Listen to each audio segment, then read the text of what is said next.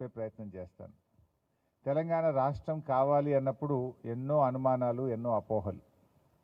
తెలంగాణ వస్తే నక్సలైట్ల రాష్ట్రం అయిద్దని, ముస్లింల రాజ్యం అవుతుందని, తెలంగాణ వస్తే కరెంటే ఉండదని, తెలంగాణ వస్తే అసలు తాగడానికి నీళ్ళే ఉండవని అనేక అనుమానాలు సృష్టించారు. అసలు వీళ్ళకి పరిపాలనే చేత కాదు అన్నారు.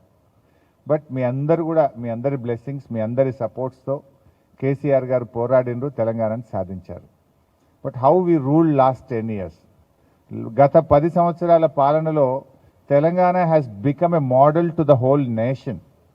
ఒకప్పుడు ఒక నానుడు ఉండేది, బెంగాల్ ఆచరిస్తుంది దేశం అనుసరిస్తుంది అనేది. ఒక 4 decades 5 decades Bengal was leading the country. But in the last 10 years Telangana ఆచరిస్తుంది, భారతదేశం అనుసరిస్తుంది అన్నంత గొప్పగా కేసీఆర్ గారు పాలన చేసి చూపారు.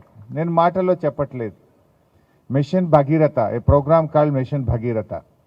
నిజానికి ఇండిపెండెన్స్ వచ్చి 60 ఏళ్ళు 70 ఏళ్ళు అయినా ఇంకా ఈ దేశం తాగునీళ్ళ కోసం ఇబ్బంది పడే పరిస్థితుల్లో ఉంటే కేసీఆర్ గారు టుక్ ఎ ఛాలెంజ్. నేను వచ్చే 3 ఏళ్లలో ఈ తెలంగాణలో మారుమూల పల్లెల నుంచి హైదరాబాద్ నగరంలోని ప్రతి ఇంటికి మంచినీళ్ళు ఇవ్వకపోతే, శుద్ధి చేసిన మంచినీళ్ళు ఇవ్వకపోతే ఓటే అడగను అని ధైర్యంగా అసెంబ్లీలో చెప్పారు. 3 సంవత్సరాల్లో ప్రతి ఇంటికి త్రాగునీరు ఇచ్చి చూపించింది కేసీఆర్ గారి ప్రభుత్వం. కేసీఆర్ గారి కంటే ముందు దాదాపు 10-12 గవర్నమెంట్లు వచ్చినాయి. But no one has done it, but we proved it. అంటే నేను అనేది మీతోని అంత మంచి కార్యక్రమం ఈరోజు తెలంగాణలో చేశాం. ఆ మిషన్ భగీరథను చూసి ప్రధానమంత్రి మోడీ గారు, కేంద్ర ప్రభుత్వం, when it is possible in Telangana why not in India అనే ఒక డిస్కషన్ వచ్చి తెలంగాణ మోడల్ను కాపీ కొట్టి భారతదేశం అంతా హర్ ఘర్ కో జల్ అనే ఒక ప్రోగ్రామ్ని స్టార్ట్ చేసినారు. ఇంకా కాలేదు. నిన్న మధ్యప్రదేశ్లో నా ఫ్రెండ్ ఒక ఆయన ఐఏఎస్ ఆఫీసరు, మా నాన్నగారు చనిపోతే మాట్లాడించడానికి వచ్చాడు. ఆయన మధ్యప్రదేశ్లో is looking after this programme. ఏమైంది మీ ప్రోగ్రాము అని నేను ఏదో డిస్కషన్ వస్తే అడిగితే, అన్నా ఇంకా అయితలేదు, చాలా హర్డిల్స్ వస్తున్నాయి, railway crossings, highway crossings, budget problems, మాది ఇంకా 8 ఏళ్ళు అయింది కానీ ఇంకా అయితలేదు అన్నాడు. బట్ కొన్ని రాష్ట్రాలు జరిగినాయి, కొంత జరిగింది. సో ఇక్కడ ఆ మిషన్ భగీరథ అనే కార్యక్రమం ద్వారా ఈ రాష్ట్రంలో మీరు కూడా కొంతమంది గ్రామాల నుంచి వచ్చిన వాళ్ళే ఉంటారు. మన బ్యాక్ ఎక్కడో విలేజే ఉంటుంది. ఇండియాకు మోడల్ చేసినాం మనం ఒక డ్రింకింగ్ వాటర్ ప్రోగ్రామ్. ఏ గవర్నమెంట్ చేయండి కేసీఆర్ గారు చేశారు. అంతకుముందు ఈ హైదరాబాద్లో కూడా 2 రోజులకు ఒకసారి నల్లా వచ్చేది. కేసీఆర్ గారు ప్రభుత్వం రాకముందు ట్యాంకర్ల ద్వారా నీళ్లు కొనుక్కునే పరిస్థితి ఉండేది. అపార్ట్మెంట్స్లో ట్యాంకర్ వాటర్ బిల్స్ ట్యాంకర్ల ద్వారా చాలా బిల్లులు వచ్చేది. కానీ కేసీఆర్ గారు ప్రభుత్వం వచ్చిన తర్వాత ట్యాంకర్లు మాయమైపోయినాయి హైదరాబాద్లో. ఇది ఒక ప్రోగ్రామ్. లైక్ సెకండ్ ప్రోగ్రామ్, మనము చెరువుల పునరుద్ధరణ కార్యక్రమం, ఏ ప్రోగ్రామ్ కాల్డ్ మిషన్ కాకతీయ. మనము చెరువులు కాపాడాలి, చెరువులు పునరుద్ధరించాలి, తద్వారా సాగునీరు, త్రాగునీరు, పర్యావరణ పరిరక్షణ జరగాలని ఒక మిషన్ మోడ్లో ఒక ప్రోగ్రామ్ చేశాం. That's called mission Kakatiya. ఎందుకంటే కాకతీయుల కాలంలో తెలంగాణలో 44,000 చెరువులు తవ్వారు. కాకతీయ రాజులు ఆ రోజు కట్టిన చెరువులు పునరుద్ధరించి వాటిని పరిరక్షించి భావితరాలకు అందించాలని మిషన్ మోడ్లో కాకతీయ రాజులు కట్టిన చెరువుల పునరుద్ధరణ చేస్తున్నాం కనుక దాన్ని మిషన్ కాకతీయ అని పేరు పెట్టి 3 సంవత్సరాల్లో చెరువులు పునరుద్ధరించాం. భారతదేశంలోని, అప్పుడు నేనే ఇరిగేషన్ మినిస్టర్గా ఉంటున్నాయి, ఎన్నో రాష్ట్రాల నుంచి ఇంజనీర్లు వచ్చి ఆయా డిపార్ట్మెంట్స్ వచ్చి మనం చూసి నేర్చుకొని పోయారు. తర్వాత కేంద్ర ప్రభుత్వం, ఉమాభారతి గారు కేంద్ర మంత్రిగా, వారు నన్ను అడిగి ఒక మీటింగ్లో తెలుసుకొని సెంట్రల్ సిడబ్ల్యూసి ఇంజనీర్లు వచ్చి తెలంగాణలో చూసి వాళ్ళు దేశం మొత్తం కూడా అమృత్ సరోవర్ పేరిట ఆ కార్యక్రమాన్ని ప్రారంభించారు. Again Telangana has become a model. Like CC cameras and hour command control room in Hyderabad. ఇండియాలో హైయెస్ట్ సీసీ కెమెరాలు ఉన్నటువంటి రాష్ట్రం, నగరం మన హైదరాబాద్, మన తెలంగాణ. ఒక్క హైదరాబాద్లో 10 లక్షల సీసీ కెమెరాలు పెట్టాం. మొత్తం హోమ్ డిపార్ట్మెంట్ మనం పెట్టిన షీ టీమ్స్, మహిళల రక్షణ కోసం ఏదైతే షీ టీమ్స్ పెట్టామో, బెంగళూరు నుంచి, ముంబై నుంచి, పూణే నుంచి కమిషనర్ ఆఫ్ పోలీసులు వచ్చి హైదరాబాద్లో షీ టీమ్ ఫంక్షనింగ్ను నేర్చుకొని వాళ్ళు వాళ్ళ రాష్ట్రాల్లో అమలు చేశారు. మన సీసీ కెమెరాలను దేశం మొత్తం కూడా అప్రిషియేట్ చేసి మనను మిగతా నగరాలు కూడా ఫాలో అయ్యే విధంగా ఈ తెలంగాణను కేసీఆర్ గారు అభివృద్ధిలో తీసుకొని పోయారు. ఇట్లా ఏ కార్యక్రమమైన రైతుల కోసం వ్యవసాయ రంగంలో ఎట్లుండేదంటే తెలంగాణ ఒకప్పుడు మనం ఇతర రాష్ట్రాల నుంచి బియ్యం కొనుక్కొచ్చుకునే రాష్ట్రం తెలంగాణ. మనకు తెలంగాణ అంటే కరువు కాటకాలు, తెలంగాణ అంటే రైతుల ఆత్మహత్యలు, తెలంగాణ అంటే వెనుకబడ్డ ప్రాంతము, తెలంగాణ అంటే సాగునీరు కాదు తాగడానికే నీళ్లుండే అన్నటువంటి ప్రాంతం.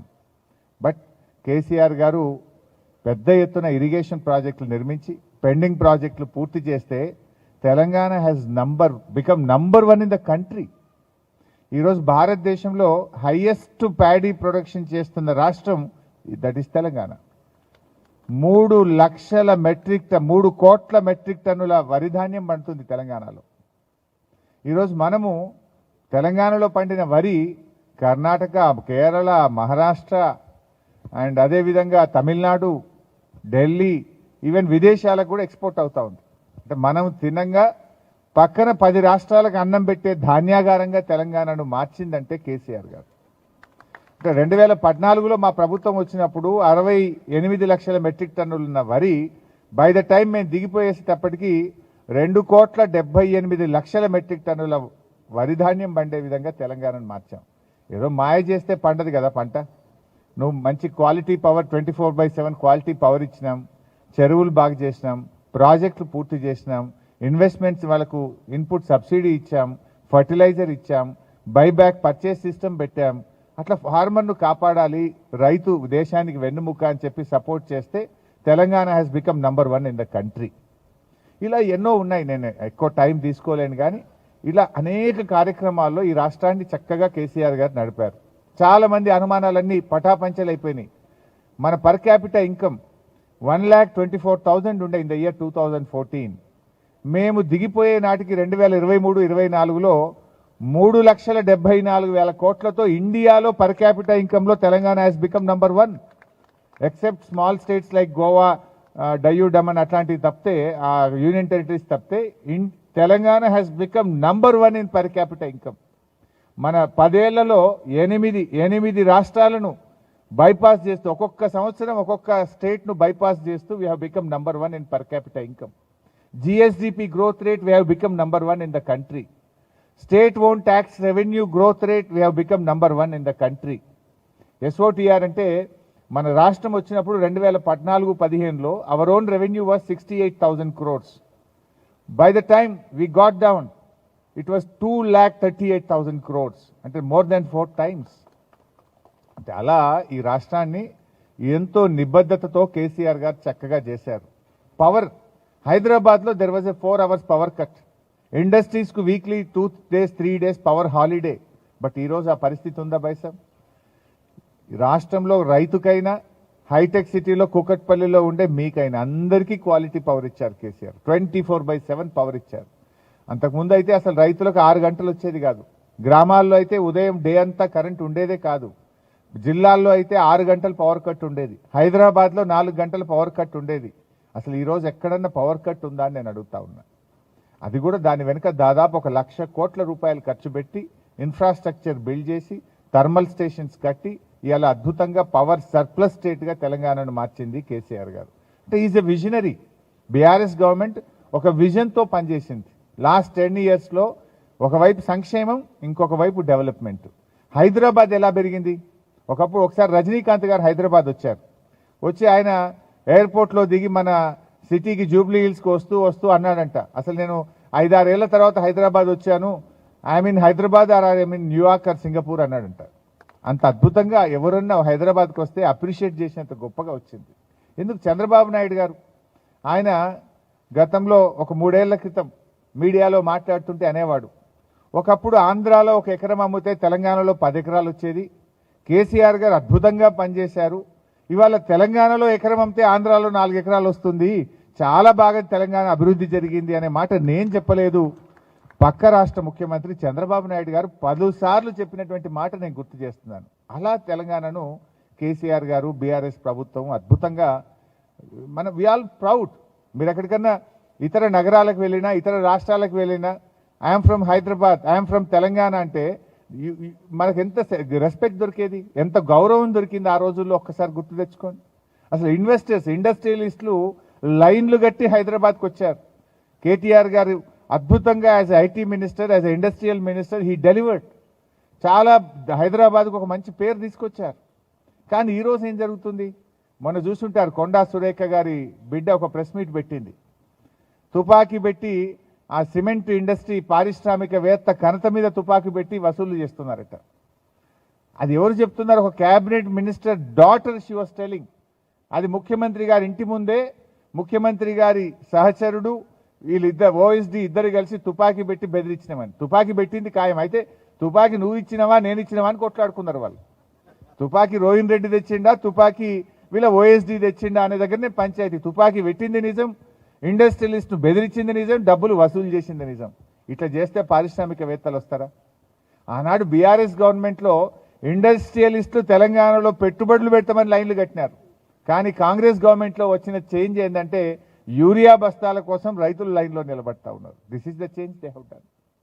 నేను బాధతో చెప్పేది ఏంటంటే ఓట్ల కంటే కూడా కాదు, మీలాంటి చదువుకున్న వాళ్ళు ఈరోజు ఏం జరుగుతుంది హైదరాబాద్లో రియల్ ఎస్టేట్ వ్యాపారం ఏమైంది మీకు తెలియదా? అసలు మొత్తం కుప్పగూలిపోయింది. ఎవరన్నా అమ్మాయి పెళ్ళుందనో, పిల్లలు విదేశాలకు వెళ్తారనో, ఏదైనా ఆర్థిక అవసరం ఉందని ఒక ప్లాటో ఒక ఎకరం భూమి అమ్మితే అమ్మే పరిస్థితి ఉందా? నేను నా కాన్స్టిట్యున్సీలో 45-50 లక్షలకి ఎకరం ఉండే బీఆర్ఎస్ గవర్నమెంట్లో. ఈరోజు ఎవరన్నా అవసరం ఉండి అమ్మితే 25 కూడా కొంటోళ్ళేడు.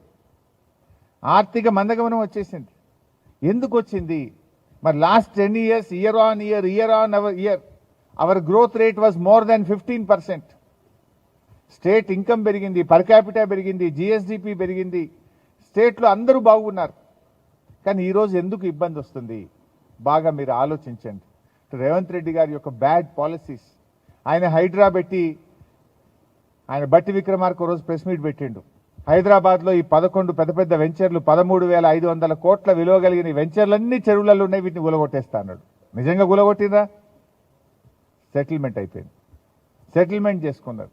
హైడ్రా పెట్టి బస్తీలు కూలగొడుతుంటే అసలు ఎవరైనా ఇల్లు కొనాలంటే ఏది హైడ్రాలు ఉందో, ఏది కూలగొడతారో, ఎప్పుడు ఏం జరుగుతుందో అనే ఒక భయానకమైన పరిస్థితిని హైదరాబాద్లో తీసుకొచ్చారు.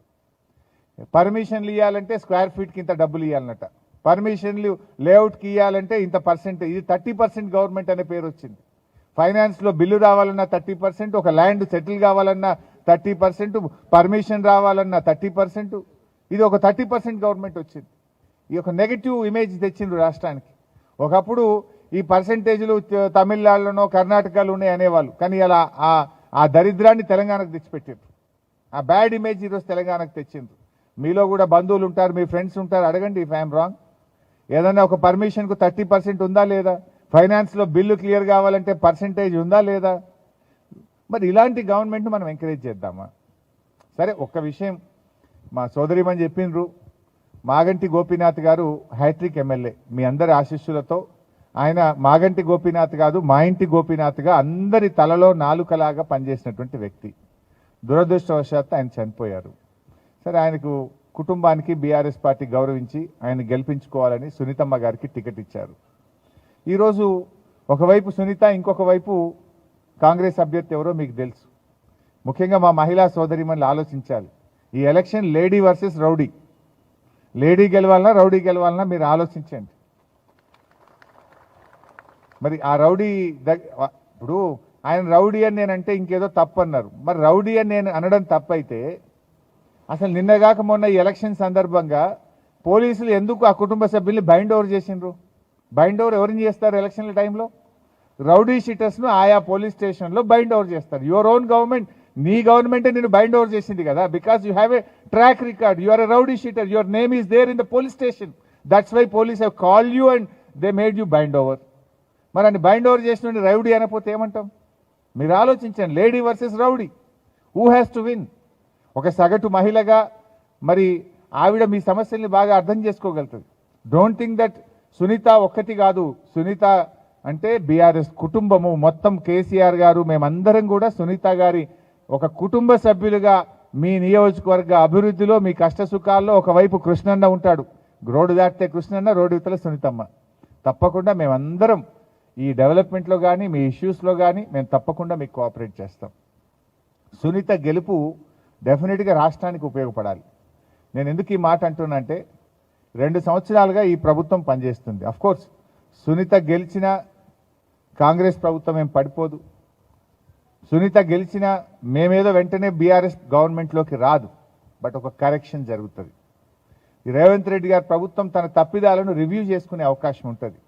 వాళ్ళ హైకమాండ్ మొట్టికాయలేసి నువ్వు తప్పు చేస్తున్నావు, ఇప్పటికైనా బ్యాడ్ పాలసీస్ అన్ని మార్చుకో, బ్యాడ్ ప్రాక్టీసెస్ అన్ని మార్చుకో అని చెప్పి ఢిల్లీ నుంచి హైకమాండ్ మొట్టికాయలేస్తే ఈ రాష్ట్రానికి మేలు జరగాలని మేము కోరుకుంటా ఉన్నాం. It's not that we will come in to power, it's not that రేపే మా కేసీఆర్ గారు ముఖ్యమంత్రి అవుతారని కాదు. The way the state is going, ఇది ఆగాలి. ఈ రాష్ట్రం ఇంకా పాడు కాకూడదు. మళ్ళీ రేపు ఎట్లా బీఆర్ఎస్ వస్తుంది? ఇలా ఏ సర్వే చేసినా రాష్ట్రంలో మళ్ళా మాకు కేసీఆరే కావాలి, ఆ గవర్నమెంటే చాలా బాగుండే అనేటువంటిది ఇలా ప్రజలందరూ కోరుకుంటున్నారు. కానీ మా బాధ ఏంటంటే ఇంకా 3 ఏళ్ళకి కదా మేము వచ్చేది, కానీ ఈలోపు వీళ్ళు కుప్ప చేస్తే దాన్ని రిపేర్ చేసుకోవడానికే మళ్ళీ 10 ఏళ్ళు పడుతుందేమో, ఈ రాష్ట్రం వెనుకకు పోతుంది అనేటువంటి బాధ, మా ఆవేదన. అందువల్ల ఒక కరెక్షన్ రావాలి. కరెక్షన్ రావాలంటే ఒక జర్క్ రావాలి కాంగ్రెస్ గవర్నమెంట్కు. అదర్వైజ్ ఒకవేళ కాంగ్రెస్ ఒక నిమిషానికి గెలిచింది అనుకో ఏమనుకుంటారు, అవర్ పాలసీస్ ఆర్ గుడ్ అంటాడు కదా. ఇప్పుడు మేమున్నప్పుడు 15% గ్రోత్ రేట్తో year on year BRS government బడ్జెట్ను పెంచింది, ఆ బడ్జెట్ ద్వారా ఇన్ఫ్రాస్ట్రక్చర్ డెవలప్ చేసింది. మరి మీరు వచ్చిన తర్వాత why the growth rate is going down? అప్పుడు ఎందుకు పైకి పోయింది, ఇప్పుడు ఎందుకు కిందికి వస్తుంది? Today last week CAG report ఏదో ఉండే minus, our growth is minus. Last year was is only mere 1%. ఎక్కడ 15%, ఎక్కడ 1% గ్రోత్? నార్మల్ గ్రోత్ కూడా కోల్పోయిందంటే because of your bad policies. On the other hand ఏం జరుగుతుందో మీకు తెలుసు. ధరలు పెంచుతున్నారు, అన్ని విత్తనాల ధరలు పెంచిండ్రు, బీర్ల ధరలు పెంచిండ్రు, విస్కీల ధరలు పెంచిండ్రు. మీరు మోటార్ సైకిల్ కొంటే దాని మీద 5,000 రూపాయలు ట్యాక్స్ పెంచిండ్రు, కారు కొంటే 25,000 నుంచి 1,00,000 రూపాయలు ట్యాక్స్, రోడ్ ట్యాక్స్ పెంచిండ్రు. ట్యాక్సెస్ పెంచుతున్నారు, బస్ ఛార్జెస్ పెంచిండ్రు. రేపో మాపో మీ కరెంటు బిల్లులు పెంచుతారట ఇంకా.